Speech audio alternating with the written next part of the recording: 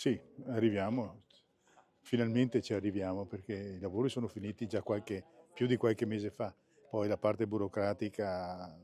si è conclusa, diciamo gli ultimi documenti sono in invio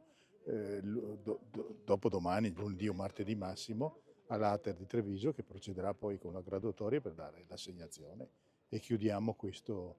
lungo iter che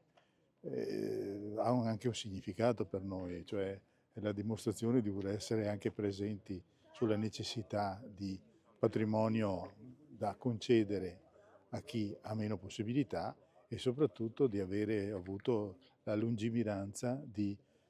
credere in questa ubicazione per fare l'investimento perché era un intervento di ristrutturazione urbana, in quanto i tre fabbricati che compongono il compendio sono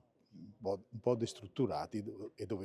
devono trovare una forma di essere in qualche maniera rimessi a posto. Il primo era di intera proprietà e l'abbiamo demolito per fare quello nuovo. Gli altri non siamo interamente proprietari, ma troveremo la forma per andare avanti, insomma, e proporre una ristrutturazione di tutto questo angolo di paese, perché è comunque centro paese.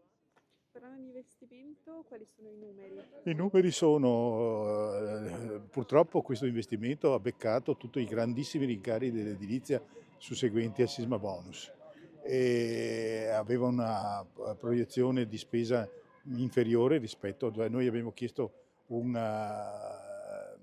accreditamento per 1.100.000 euro circa, ce ne sono stati assegnati 1.085.000.